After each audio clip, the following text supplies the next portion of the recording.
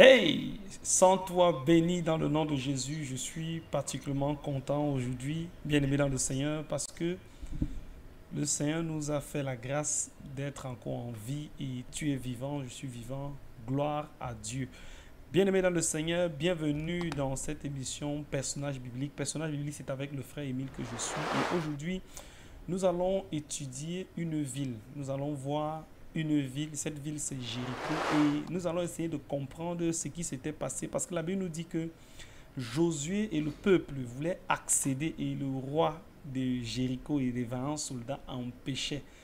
Qu'est-ce que nous pouvons comprendre dans ce qui s'est passé?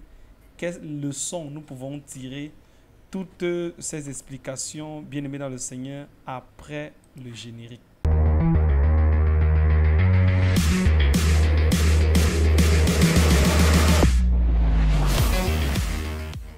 Personnage biblique, c'est Jéricho, la ville close. Personnage biblique, c'est avec évidemment le frère Émile que je suis. Donc, nous allons tout de suite aller sur notre ordinateur. Nous allons également essayer d'aller lire. Nous allons commencer avec notre verset de base. Nous allons comprendre ce que le Seigneur a mis d'abord dans nos cœurs, dans notre cœur, pour partager avec vous, bien-aimés. Donc, je t'invite à être connecté jusqu'à la fin. Tu vas comprendre beaucoup de choses. Donc, allons-y donc tout de suite. Personnage biblique, nous allons d'abord voir le thème, comme nous avons dit, et notre thème c'est Jéricho, la ville close. Jéricho, la ville close. La Bible dit qu'il y avait une ville qui était fermée. Cette ville a été Jéricho. Donc, continuons. Nous pouvons dire que Jéricho, c'était une ville de la vallée du Jourdain,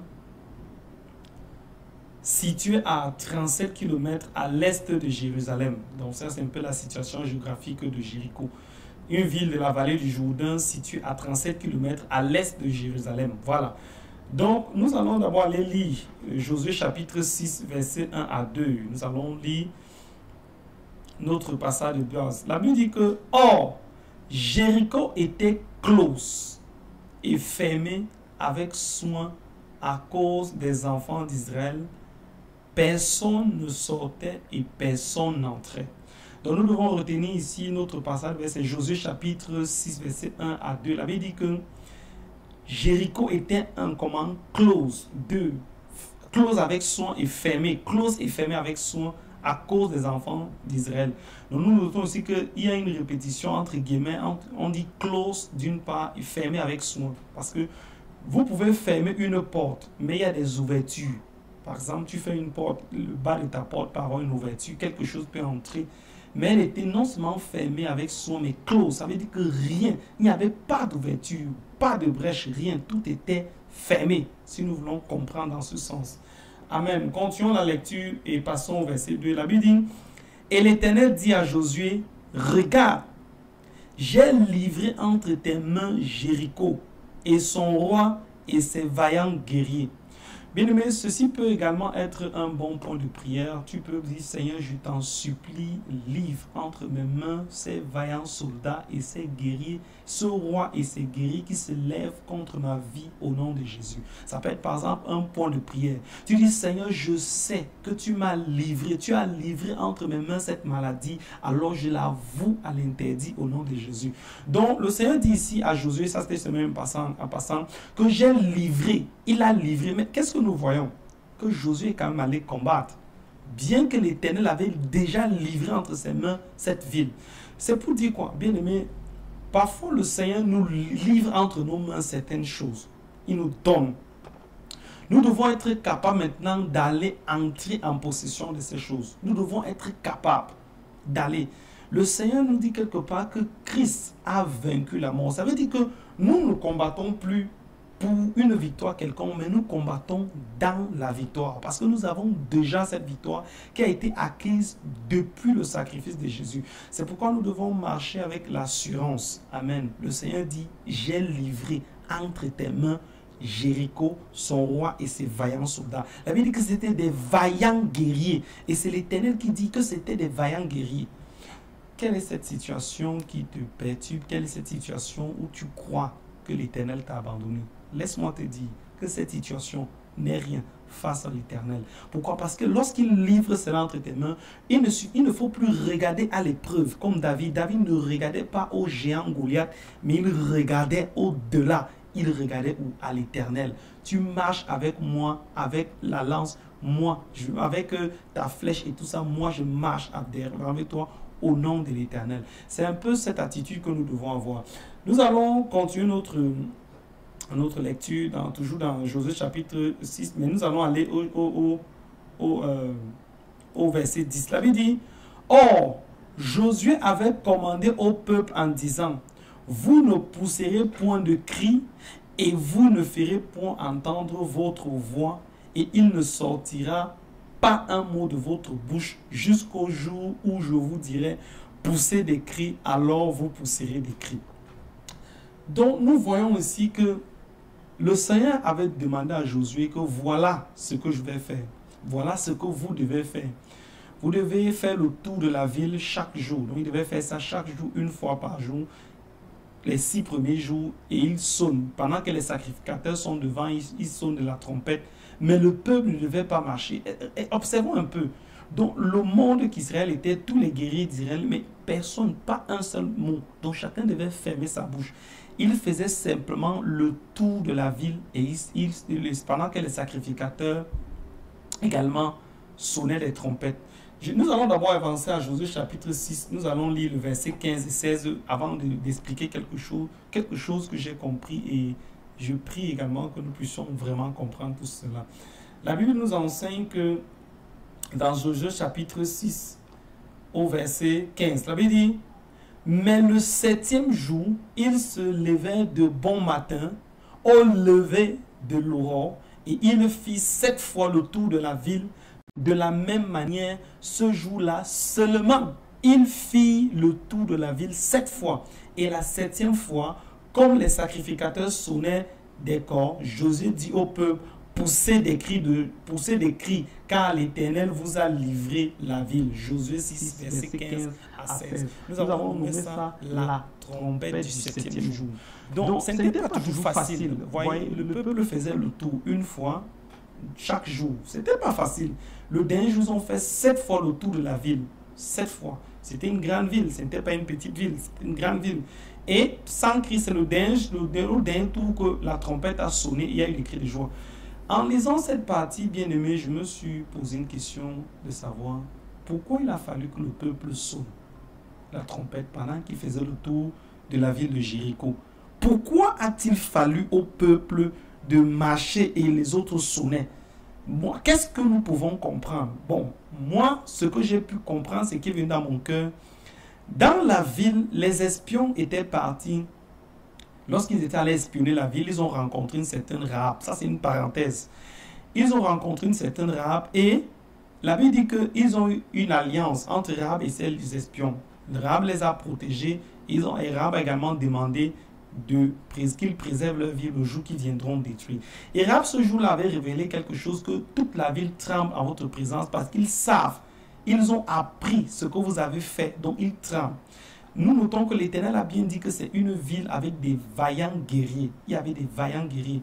Mais maintenant, ce que moi j'ai pu comprendre, c'est que Rahab était allé annoncer à sa famille que cette ville sera détruite. Venez vous réfugier chez moi. Donc la maison de Rahab était ici comme une ville de refuge.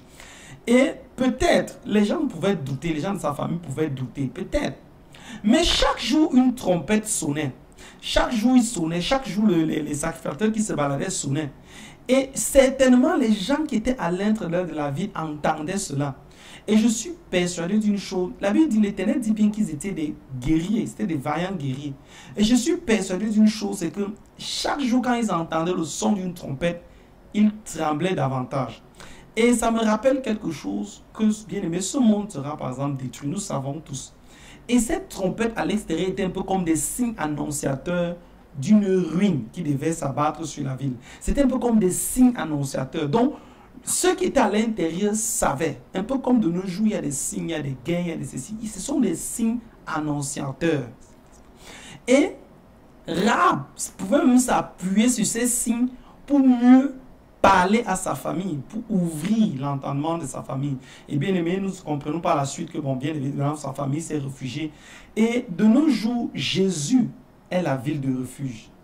Il y a des signes annonciateurs que ce monde sera détruit. Il y a des signes qui nous annoncent des guerres, des révoltes, des ceci là dans le monde. L'iniquité, l'homosexualité qui a accru, des signes annonciateurs d'une ruine qui approche. Et comme Rahab prêchait à sa femme que venez chez moi, c'est la ville de refuge, de la même manière, nous pouvons te dire, toi qui n'es pas en Christ, toi qui ne connais pas Christ, toi qui hésites encore, ou toi qui es en Christ même, que tu as fait le bon choix.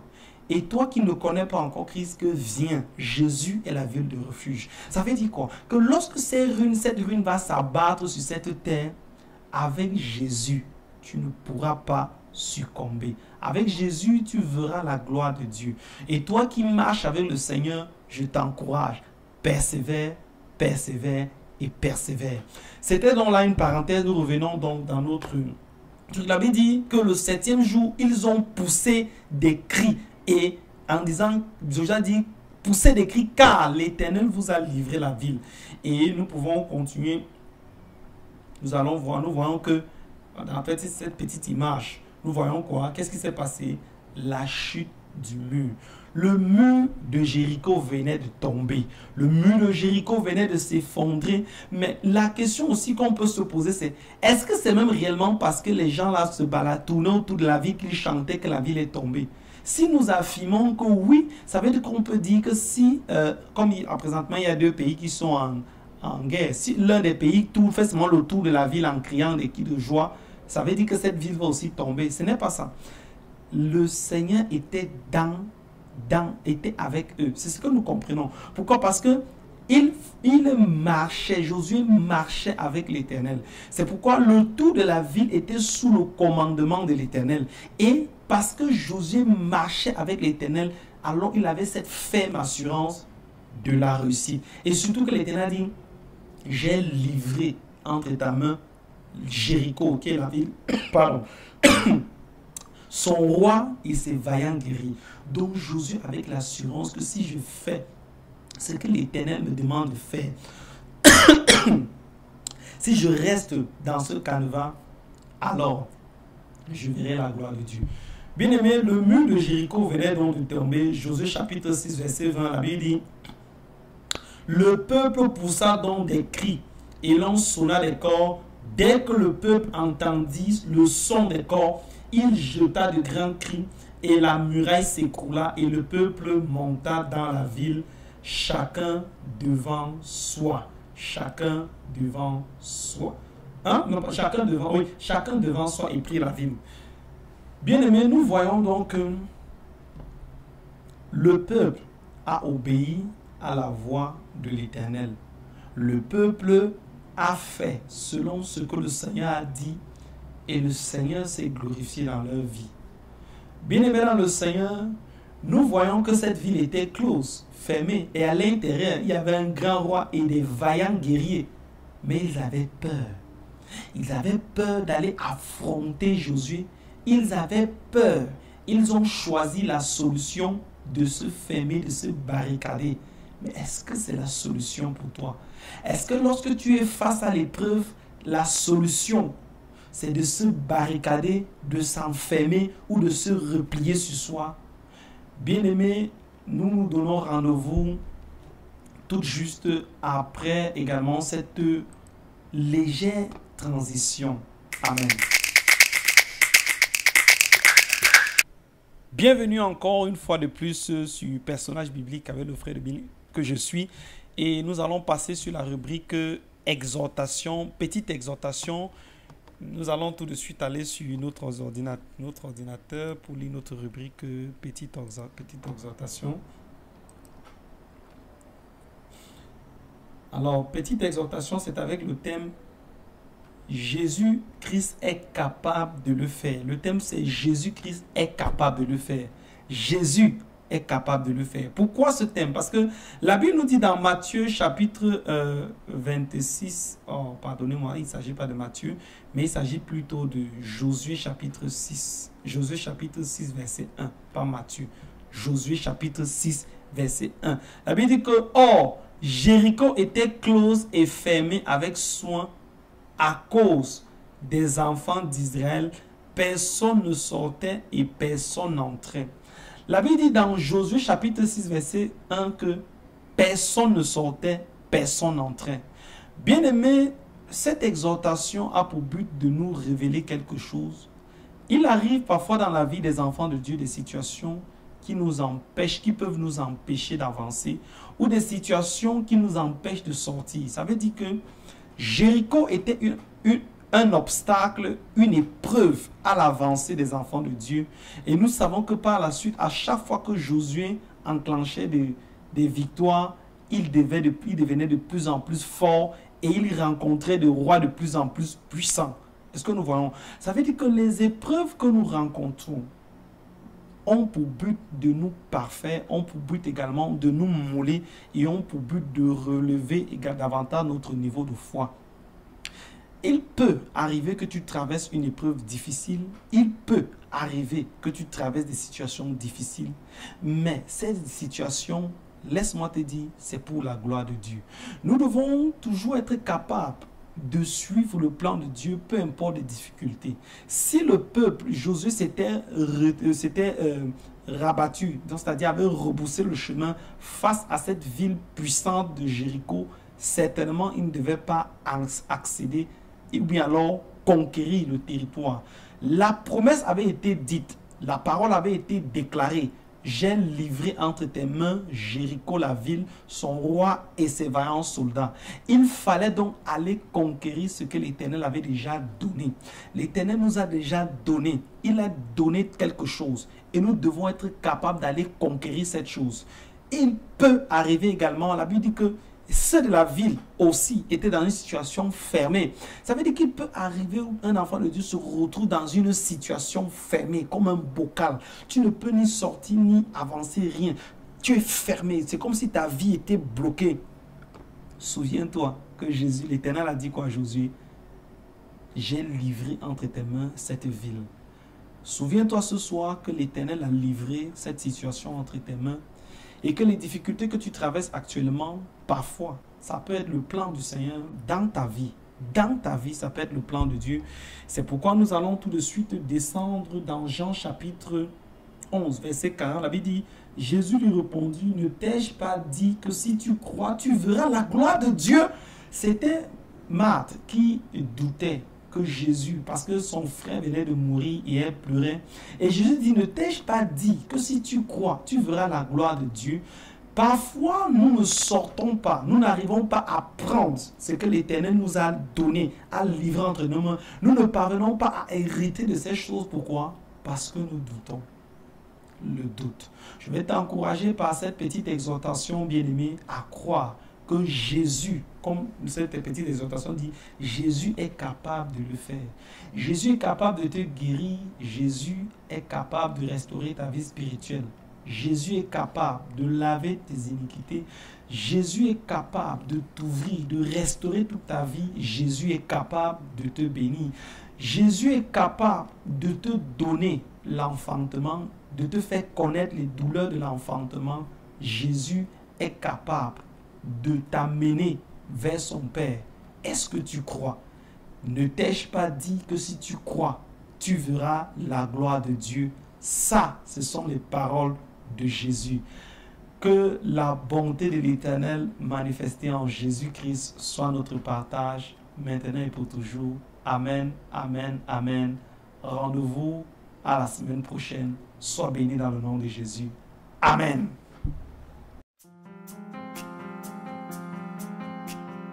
Mélodie venue du ciel, un chant doux et merveilleux.